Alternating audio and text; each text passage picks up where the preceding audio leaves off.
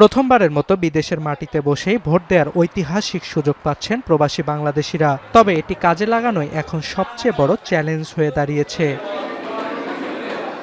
লেবাননে লক্ষাধিক প্রবাসী বাংলাদেশি পোস্টাল ভোট বিডি অ্যাপের মাধ্যমে ভোটার নিবন্ধন করতে গিয়ে চরম ভোগান্তির মুখে পড়ছেন।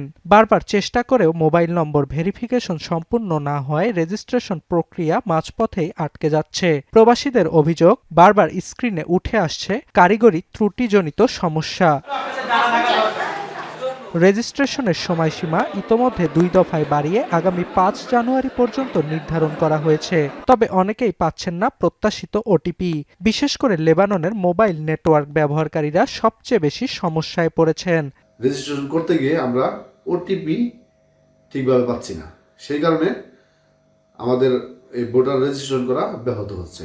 সরকারের প্রতি দৃষ্টি আকর্ষণ করব, প্রবাসীদেরকে এই ভোটাধিকার প্রয়োগের ক্ষেত্রে যদি একটু সহজ করে দেন তাহলে প্রবাসীরা অত্যন্ত উপকৃত হবে। আমরা প্রথম প্রবাসে থেকে ভোট দিতে পারবো।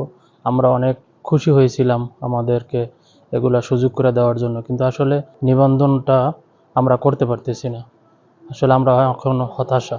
এদিকে রেজিস্ট্রেশন সংক্রান্ত সমস্যার বিষয়ে অবগত আছে বৈরুতের বাংলাদেশ দূতাবাস। দ্রুত সমস্যার সমাধানের আশ্বাসও দেয়া হয়েছে।